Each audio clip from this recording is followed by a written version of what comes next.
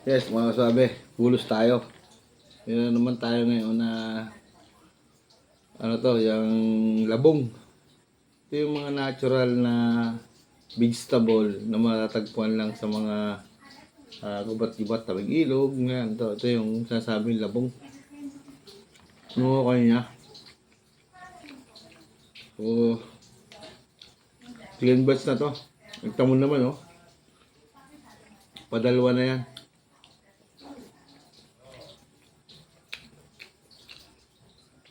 Sabi nga, ang mamatay ng busog na tanggap ng Panginoon. O bakit hindi naghirap sa lupa?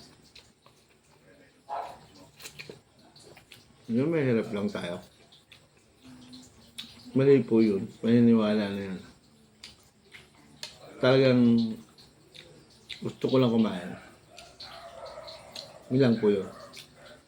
Sabi nga, anytime kahit kumain ka, hindi ka kumain, mayaman ka, mahirap ka, pag kukunin ka na, kukunin ka na. Gusto kong kumain, kakain ako.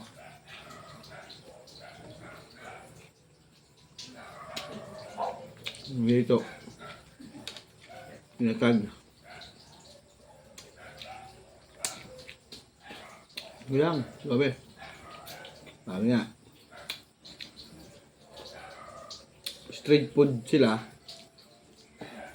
pero makimikal na kinakain nila. Street food daw. Pero, wala naman halos chemical na kinakain ko. Siguro mga ingredient. Ayun, makainigan na tayo. So, at least na mabawasan. Yung labong kasi, sa kabila lang ng aking bahay, masada. Puro kawayan yan. Wala ako ng labong. Pako. Yan.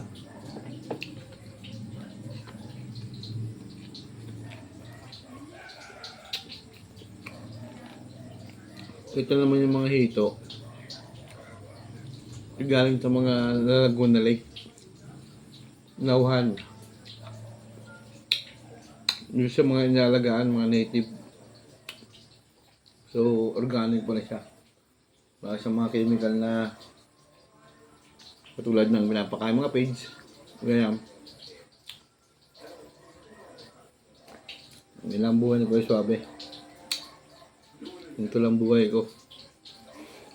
Gawa ako sa umaga. Huwag mo papagawa. Basta kaya. Kasi kulang talaga. Hirap ang buhay. Pero kailangan pa rin mabuhay. Para hindi ka manghingi sa iba. Swerte.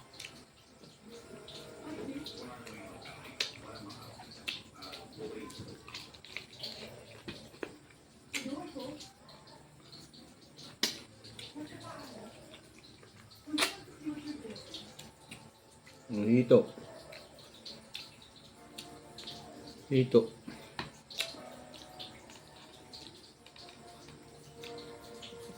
Ito yung mga hitong native.